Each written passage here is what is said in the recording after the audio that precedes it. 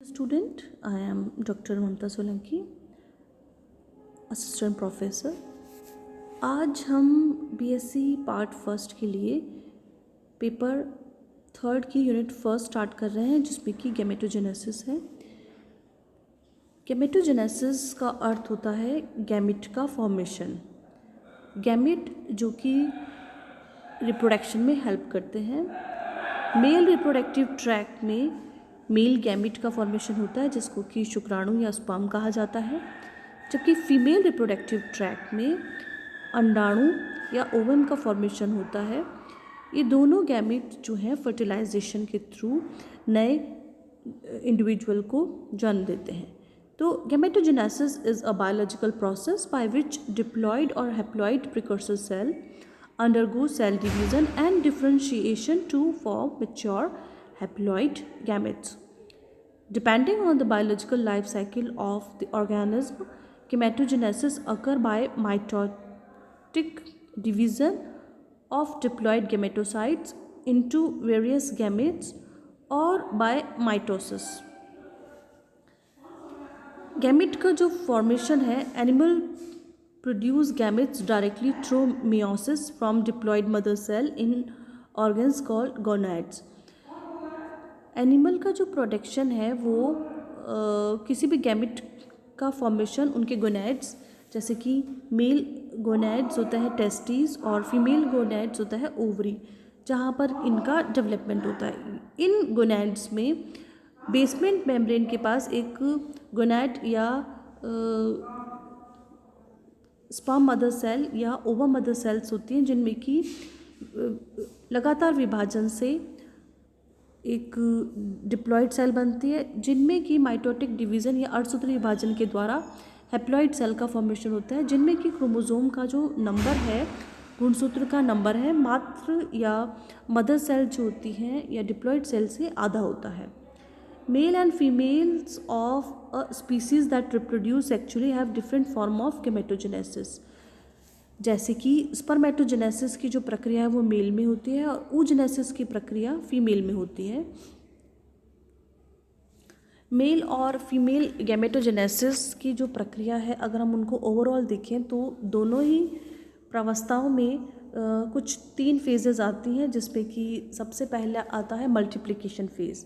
Multiplication phase में दोनों ही अवस्थाओं में या दोनों ही स्टेजेस में प्राथमिक मदर सेल्स जो होती हैं वो लगातार विभाजन करती है, माइटोटिक डिवीज़न या समसूत्री विभाजन, जो कि अपने नंबर को इंक्रीज़ करती हैं।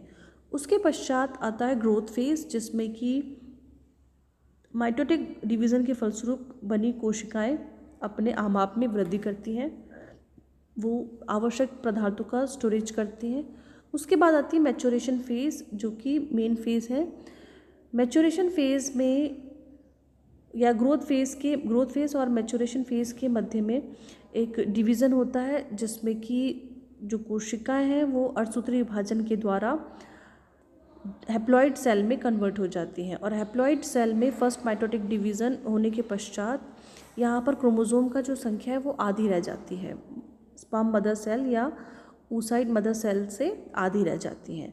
अब इसके पश्चात यहाँ कुछ चेंजेस आते हैं, क्योंकि oogenesis की प्रक्रिया के फलस्वरूप यहाँ पे 2 प्रकार की कोशिकाएं बनेंगी, जिसमें एक पोलर सेल होती है और एक मेन सेल, जो कि गैमेट के फॉर्मेशन से संबंधित होती है, oocyte का फॉर्मेशन करेंगी। क्योंकि यहाँ पर इसको एम्ब्रियो की डेवलपमेंट के लिए योग आदि सामग्री की आवश्यकता होती है, तो ये अपने आमाप में वृद्धि करती हैं, जबकि यहाँ पर इसे अपने शेप में परिवर्तन करना है, शुक्राणु का फॉर्मेशन करना है, तो स्पर्मेटोसाइट जो कोशिकाएं होती हैं वो स्पर्म के फॉर्मेशन के लिए विभिन्न प्रकार के परिवर्तन होते हैं। इस वीडियो में हम स्पेशली स्पर्मेटोजेनेसिस पढ़ेंगे, oogenesis हम नेक्स्ट वीडियो में पढ़ेंगे। स्पर्मेटोजेनेसिस की जो प्रक्रिया है या शुक्राणु के कोशिका के निर्माण की प्रक्रिया टेस्टिस के अंदर होती है। ये मेल रिप्रोडक्टिव ट्रैक्ट का एक मेन एंडोक्राइन ग्लैंड होती है टेस्टिस, जो कि टेस्टोस्टेरोन हार्मोन के प्रोडक्शन से संबंधित होती है। टेस्टिस के साथ एसेसरी सेक्सुअल ऑर्गन्स जैसे कि एपिडाइमिस और वास डिफरेंस जुड़े हुए रहते हैं, और सेमिनल वेसिकल आदि उपस्थित रहते हैं जो कि सहायक के रूप में उपस्थित होते हैं। यहाँ हम सेमिनिफरस ट्यूब्यूल के स्ट्रक्चर को पढ़ने जा रहे हैं। सेमिनिफरस ट्यूब्यूल जो कि इस प्रकार की सर्कुलर स्ट्रक्चर होती है और इन टेस्टिस के अंदर इनकी संख्या बहुत अधिक होती है। ये कुंडलित होकर यहाँ इस तरह से व्यवस्थित रहती है और यहाँ आकर ये एक ग्रेटर टेस्टिस का फॉर्मेशन करती है। टेस्टिस में सेमिनिफरस ट्यूब्यूल पास इस तरह से व्यवस्थित रहती है और इन ट्यूब्यूल्स के मध्य में यहाँ पर इंटरस्टिशियल स्पेस रहती है जिसमें कि ब्लड वेसल्स और छोटी लैडिंग सेल्स कुछ कोशिकाएं होती हैं जो कि हार्मोन टेस्टोस्टेरोन हार्मोन का फॉर्मेशन करती हैं। यहाँ पर दो प्रकार की कोशिकाएं होती हैं, स्पर्म मदर सेल और सर्टोली कोशिकाएं। ये सर्टोली कोशिकाएं शुक्राणुओं को पोषण प्रदान करती हैं और इनका जो सर होता है वो अधिकतर सर्टोली कोशिकाओं में एम्बेडेड रहता है। सर्टोली कोशिकाओं के द्वारा एक हार्मोन स्रावित किया जाता है जिसे कि इन्हिबिन कहा जाता है। शुक्राणु मदर कोशिकाएं ये बेसमेंट मेम्ब्रेन है सेमिनिफरस ट्यूब्यूल की और ये शुक्राणु मदर कोशिका जो कि लगातार विभाजन से अपनी संख्या में वृद्धि करती है। सबसे पहले यहाँ पे समसूत्री विभाजन होता है। समसूत्री विभाजन से दो पुत्री कोशिकाओं का फॉर्मेशन होता है। फिर ये कोशिका विभाजन करके समसूत्री विभाजन करती है। इस तरह से लगातार ये अपनी कोशिकाओं की संख्या में वृद्धि करती रहती है। शुक्राणु जनन की जो प्रक्रिया है उसको हम 3 प्रवस्थाओं में विभक्त कर सकते हैं, मल्टीप्लिकेशन, ग्रोथ फेज और मैचुरेशन फेज।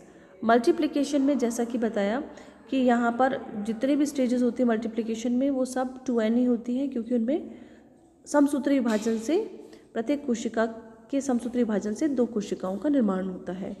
जबकि ग्रोथ फेज में ये प्राइमरी स्पर्मेटोसाइट कहलाती हैं। प्राइमरी स्पर्मेटोसाइट में एक अर्धसूत्री विभाजन होता है जिससे कि सेकेंडरी स्पर्मेटोसाइट का फॉर्मेशन होता है जिनमें क्रोमोसोम का जो नंबर है वो आधा रह जाता है n नंबर, और इनमें फिर मैच्योरेशन होता है जिसमें कि एक स्पर्मेटिड कोशिका बनती है राउंड जो कि स्पर्मियोजेनेसिस के फलस्वरूप इस प्रकार से एक फ्लैजिला रूपी संरचना में कन्वर्ट हो जाती हैं। Spermatogonia are the initial pool of diploid cell that divide by mitotic to give two identical cell. One of these cell will be used to replenish the pool of spermatogonia. These cells are A1 spermatogonia. Primary spermatogonia जो cell होती है वो divide करके समसूत्री विभाजन के द्वारा A1 spermatogonia का formation करती है। This replenishment of spermatogonia means that males are fertile throughout their adult life. The other cell type B spermatogonium will eventually form mature sperm. ये जो B टाइप की सेल होंगी वो मैच्योर स्पर्म में convert होंगी, जबकि A1 जो कोशिका है वो डिवाइड होती रहेंगी और वो लगातार डिवाइड होती रहेंगी क्योंकि जो मेल होते हैं वो थ्रू आउट फर्टाइल होते हैं। B spermatogonia replicate by mitosis several times to form identical diploid cells linked by cytoplasmic bridge. These cells are now known as primary spermatocyte. जो B सेल्स होती हैं वो लगातार समसूत्री विभाजन करती रहती हैं और ये सेपरेट नहीं होती, ये साइटोप्लाज्मिक ब्रिज के द्वारा जुड़ी रहती हैं और ये डिवाइड होकर प्राइमरी स्पर्मेटोसाइट का फॉर्मेशन करती हैं। Primary spermatocyte that undergo meiosis. अर्धसूत्रण की जो विभाजन की क्रिया है वो प्राइमरी स्पर्मेटोसाइट के अंदर ही होता है। क्वेश्चन पूछा जाता है अधिकतर कि स्पर्मेटोजेनेसिस के फलस्वरूप किन कोशिकाओं के अंदर मियोसिस की प्रक्रिया होती है, तो हमारा आंसर स्पर्मेटोगोनिया ना होकर प्राइमरी स्पर्मेटोसाइट होना चाहिए क्योंकि प्राइमरी स्पर्मेटोसाइट में मियोसिस डिवीजन के फलस्वरूप सेकेंडरी स्पर्मेटोसाइट का फॉर्मेशन होगा। मियोसिस सेकेंड के फलस्वरूप ये स्पर्मेटिड में कन्वर्ट होते हैं सेकेंडरी स्पर्मेटोसाइट जो कि एक राउंड सर्कुलर सेल्स होती हैं जिनमें कि गुणसूत्रों की संख्या मदर सेल से आधी हो चुकी होती हैं। तो secondary spermatocyte secondary meiotic division meiosis division के फलस्वरूप स्पर्मेटिड का फॉर्मेशन करते हैं, जैसे कि इस चित्र में दिखाया गया है। ये बेसमेंट मेम्ब्रेन के पास ये स्पर्मेटोगोनिया है जो कि इस प्रकार से व्यवस्थित रहती हैं। इन कोशिकाओं में विभाजन के द्वारा फर्स्ट स्पर्मेटोसाइट का फॉर्मेशन होता है और उससे secondary spermatocyte with intracellular bridge के द्वारा जुड़ी रहती हैं। ये जुड़ी हुई हैं और इसमें विभाजन के द्वारा स्पर्मेटिड का फॉर्मेशन होता है और स्पर्मेटिड से स्पर्मेटोजोआ या स्पर्म का प्रोडक्शन होता है। ये सर्टोली सेल है जो कि पोषण का कार्य करती हैं। The cytoplasmic bridge break down and the spermatids are released into the lumen of seminiferous tubule, a process called spermiation। क्योंकि ये साइटोप्लाज्मिक ब्रिज से जुड़े हुए हैं स्पर्मेटिड और इनको रिलीज़ होना है। जो ल्यूमन होती है, मध्य का क्षेत्र होता है सेमिनिफेरस ट्यूब्यूल, सेमिनिफेरस ट्यूब्यूल का मध्य का क्षेत्र ल्यूमन होता है, वहाँ पर इनको रिलीज़ किया जाता है और उसके बाद the spermatid undergo spermiogenesis, remodeling and differentiation into mature spermatozoa as they travel along the seminiferous tubule until they reach the epidermis। क्योंकि ये ल्यूमन में है और पहले ये मेच्योर होने से पहले सर्टुली सेल में एम्बेडेड रहते हैं और जब मेच्योर हो चुके होते हैं तो ये कॉर्डा एपिडाइमिस के थ्रू, कॉर्डा एपिडाइमिस से कैपिट और वास डिफरेंस से आगे फर्दर मूव करते हैं। ये स्पर्मेटिड हैं जिसमें कि स्पर्मियोजेनेसिस के थ्रू इस प्रकार की प्रक्रिया होगी जिसे हम नेक्स्ट वीडियो में पढ़ेंगे डिटेल में। स्पर्म का प्रोडक्शन किस प्रकार से स्पर्म में कन्वर्ट होता है, सभी इसके भाग आदि की डिटेल स्टडी हम नेक्स्ट वीडियो में करेंगे।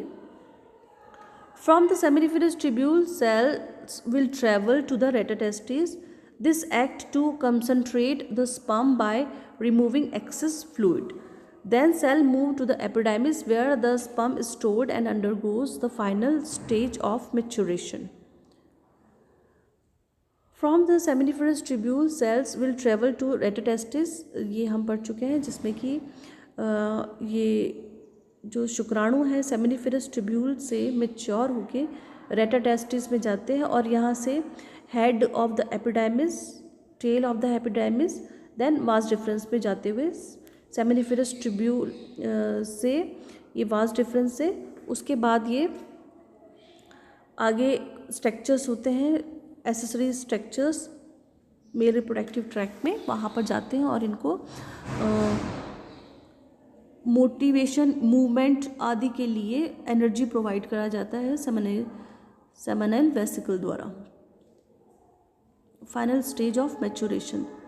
Spermatogenesis take approximately 70 days. Therefore, in order for sperm production to be continuous and not intermittent, multiple spermatogenic processes are occurring simultaneously within the same seminiferous tubule, with the new group of spermatogonia arising every 60 days। अगर ऐसा एक question आते हैं कि स्पर्मेटोजेनेटिक cycle जो होती है वो कितनी डेज़ की होती है, 16 डेज़ की। प्रत्येक 16 डेज़ में स्पर्मेटोगोनिया साइकिल स्टार्ट हो जाती है और अप्रॉक्सीमेटली 70 डेज़ लगते हैं पूरी प्रोसेस को, स्पर्म प्रोडक्शन को। Each of these population of spermatogenic cells will be different stage of spermatogenesis. यहाँ हम हार्मोन कंट्रोल भी पढ़ेंगे क्योंकि हार्मोन के द्वारा ही शुक्राणु का फॉर्मेशन होता है और ये एक फीडबैक मैकेनिज्म होती है जिसमें spermatogenic start at the age of puberty due to significance increase in the secretion of gonadotropic releasing hormone, जिसको कि GnRH कहा जाता है और ये हाइपोथैलेमिक हार्मोन होता है जो कि हाइपोथैलेमस के द्वारा स्रावित किया जाता है या सिक्रेट किया जाता है। The increase level of GnRH then act at the anterior pituitary gland and stimulate secretion of 2 gonadotropin, luteinizing hormone and follicle stimulating hormone. Hypothalamus जो कि मास्टर ग्लैंड कहा जाता है, क्योंकि मास्टर ग्लैंड पहले पिट्यूटरी को कहा जाता था, लेकिन पिट्यूटरी का फर्दर स्टडी करने के पश्चात हाइपोथैलेमस जो है वो है मास्टर ग्लैंड और हाइपोथैलेमस के द्वारा GnRH हार्मोन स्रावित किया जाता है जिसे कि गोनेडोट्रोपिक रिलीजिंग हार्मोन कहते हैं। यह हार्मोन पिट्यूटरी के अग्रभाग में स्रावित एंटीरियर पिट्यूटरी पोर्शन पे स्रावित किया जाता है और उन पिट्यूटरी के अग्रभाग के द्वारा 2 हार्मोन स्रावित किए जाते हैं जिसे कि ल्यूटिनाइजिंग हार्मोन कहा जाता है और एक FSH या follicle stimulating hormone.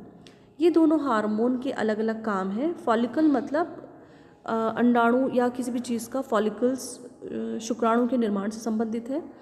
LH hormone जो कि लीडिंग सेल पे काम करते हैं, और लीडिंग सेल जो कि एंड्रोजन हार्मोन या टेस्टोस्टेरोन के संश्लेषण व सिक्रीशन से संबंधित होते हैं। LH act at the leading cell and stimulate synthesis and secretion of androgens. Androgen in turn stimulate the process of spermatogenesis, क्योंकि वहाँ सेमिनिफेरस ट्यूब्यूल के मध्य में उपस्थित लीडिंग सेल्स के द्वारा ये लीडिंग सेल्स को स्रावित करते हैं। LH हार्मोन उसको स्टिमुलेट करते हैं, जो कि एंड्रोजन के हार्मोन का निर्माण व उसका सिक्रीशन को हेल्प कर सके, जबकि FSH act on Sertoli cell and stimulate secretion of some factors which help in the process of spermiogenesis. ये एक फ्लो डायग्राम है जिसमें कि हाइपोथैलेमस है। हाइपोथैलेमस के द्वारा ग्रोथ गोनेडोट्रोपिक रिलीजिंग हार्मोन स्रावित किया जा रहा है, और ये हार्मोन स्रावित किया जा रहा है अग्र पिट्यूटरी या एंटीरियर पिट्यूटरी, जिसमें कि दो हार्मोन है LH और FSH। LH जिसको कि ल्यूटिनाइजिंग हार्मोन कहते हैं, FSH जिसको कि फॉलिकुलर स्टिमुलेटिंग हार्मोन कहा जाता है। LH हार्मोन वर्क करता है लीडिंग सेल पे, जबकि FSH वर्क कर रहा है सर्टोली सेल पर। LH जो है वो टेस्टोस्टेरोन के सिक्रीशन व फॉर्मेशन में स्टिमुलेट कर रहा है लीडिंग सेल को, और ये टेस्टोस्टेरोन फिर सर्टोली सेल के ऊपर वर्क करता है या वहाँ पर उपस्थित जो कोशिकाएं हैं जिसको कि स्पर्मेटोजेनेसिस के लिए स्टिमुलेट करता है। और यहाँ testosterone reproductive tract and other organs पे भी इफेक्ट करता है, रिप्रोडक्टिव एसेसरी और मेन ऑर्गन के साथ साथ, जबकि सर्टोली सेल्स जो होती हैं वो स्टिमुलेटेड स्पर्मेटोजेनेसिस एंड इनहिबिट भी करती है। जब बहुत अधिक मात्रा हो जाती है तो ये नेगेटिव फीडबैक के द्वारा हाइपोथैलेमस को स्टिमुलेट करती है, ताकि जो LH और FSH है उसका सिक्रीशन कम किया जाए। नेगेटिव ये दिखा रहा है इनहिबिट्स, जैसे कि इनहिबिट करते हैं टेस्टोस्टेरोन, और इनहिबिन जो है वो इस तरह से नेगेटिव फीडबैक के द्वारा स्टिमुलेट करते हैं हार्मोन के स्रावण को रोकने के लिए, जबकि ये पॉजिटिव फीडबैक के द्वारा है जिसमें कि स्टिमुलेट किया जाता है हार्मोन को रिलीज़ करने के लिए। ये प्लस के साइन से है और ग्रीन एरो है, और ये रेड जिसको कि इनहिबिशन को प्रदर्शित कर रहा है। Thank you.